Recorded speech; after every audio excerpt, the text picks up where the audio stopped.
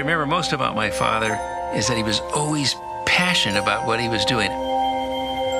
He used to always tell me, if you have a goal out there and if you're willing to work for it, one day it'll happen. It was his curiosity to try to understand how nature worked, how science worked. And he always included me in all these adventures, trying to, get me to say the most important thing that you can do as you grow is to have an interest in this knowledge. He loved to talk about his experiences in China, where one of his earliest observations were that the people who lived in the agricultural areas had embraced different types of eating habits.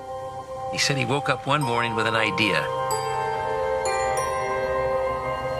He realized intuitively the power of the plant-based diet when he saw that the people who existed on a diet that was primarily fruit and vegetables were healthier than the people who lived in the big cities.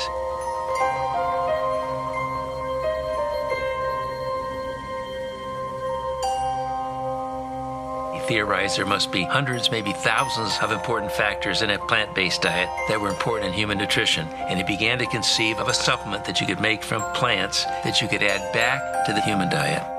And then he came back to the United States in 1927, and 7 years later introduced Nutrilite into the marketplace.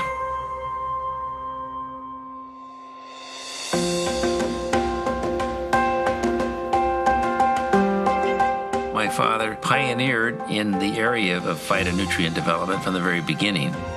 He was always working on experiments, trying to figure out ways to share it with other people. I think it was born out of his desire to help people.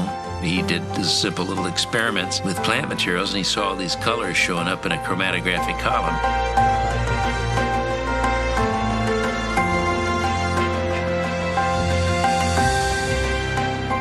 Used to tell me, one day the analytical methodology will enable us to determine what these colors that I see are and how they function. And once we know that, we'll be able to isolate them, be able to identify them, and we'll be able to more particularly determine what they're doing in human nutrition and human health.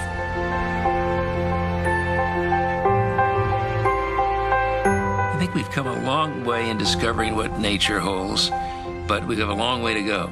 I think we haven't scratched the surface. My dad would say we haven't even scratched the scratch.